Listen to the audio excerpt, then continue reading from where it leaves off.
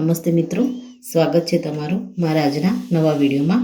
મિત્રો, આજે આપણે બનાવીશું બેસનવાળી ભીંડી।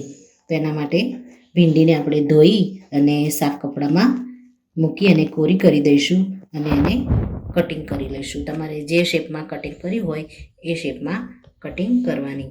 આપણે થોડી લંબગોળ શેપમાં કટિંગ કરીશું। મિત્રો, આપણે આ રીતે સેજ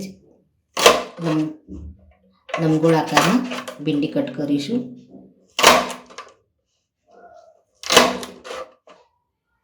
મિત્રો, ભીંડા સરસ એવા કટિંગ થઈ ગયા છે। ચાલો આપણે બનાવવાની શરૂઆત કરીએ। તો સૌ પહેલાં તો કઢાઈમાં આપણે સરસ્યું લઈશું। સરસ્યાને આપણે થોડું ગરમ થવા દઈશું। એમાં જીરું એડ કરી દઈશું। સરસ્યું ગરમ થશે એટલે જીરું પણ એમાં સારી રીતે ચટકી જશે। મિત્રો, તેલ સરસ એવું ગરમ થઈ ગયું છે અને જીરું પણ એમાં ચટકી ગયું છે। આપણે એમાં એક નાની મીડિયમ સાઇઝની ડુંગળીને કટ કરેલી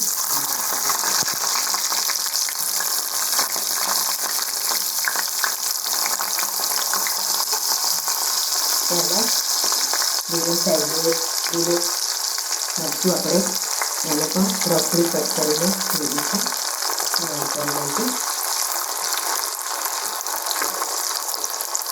ડુંગળીને આપણે કલર ચેન્જ નહીં થવા દઈએ। એની સાથે આપણે કટિંગ કરેલા ભીંડા એડ કરી દઈશું।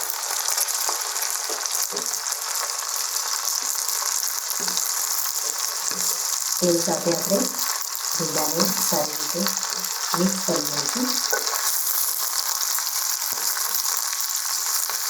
હવે આપણે એમાં રેગ્યુલર મસાલા એડ કરીશું।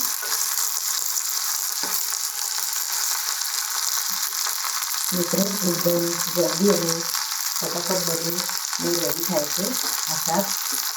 આપણે ભીંડાને થોડા હજી અલગ કટિંગ કર્યા છે તો મીઠામાં પણ ખૂબ જ સારા લાગે છે। તો આપણે હળદર એડ કરી દીધી છે। મીઠું આપણે ટેસ્ટ મુજબ લઈશું।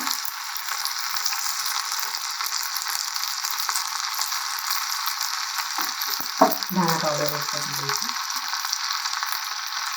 એક ચમચી લાલ મરચું આપણે મીડિયમ તીખું લીધું છે। શાકને આપણે ચલાવી દઈશું અને ઢાંક્યા વગર જ આપણે આ રીતે થવા દઈશું। મસાલા સાથે સરસ એવી ભીંડી તેલમાં કૂક થઈ જાય ગેસને આપણે થોડો મીડિયમ કરી દઈશું અને ધીમા તાપે આપણે થવા દઈશું।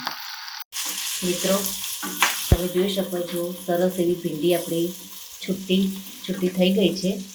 હવે આપણે આમાં બેસન એડ કરીશું।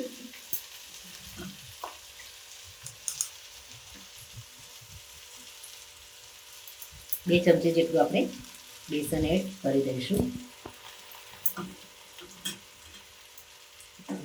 ભીંડીને બેસન સાથે સરસ એવી ભેળવી દઈશું।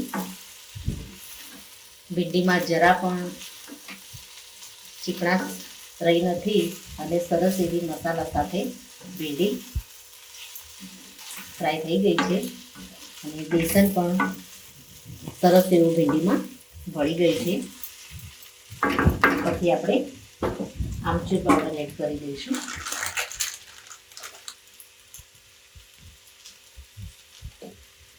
ત્યારબાદ કલોંજી આપણે એડ કરીશું।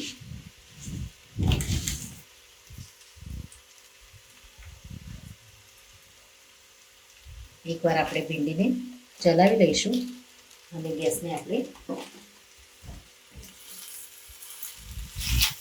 કોથમીર એડ કરી અને બંધ કરી દઈશું।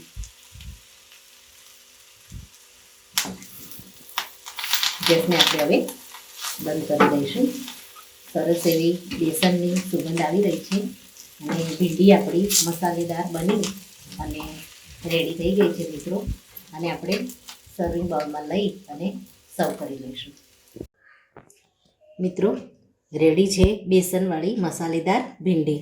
મિત્રો તમે પણ આ રીતે ઘરે જરૂરથી બનાવો. ખાવામાં ખૂબ જ ટેસ્ટી લાગે છે અને પરાઠા કે રોટલી સાથે ખાવામાં ખૂબ જ સારી લાગે છે.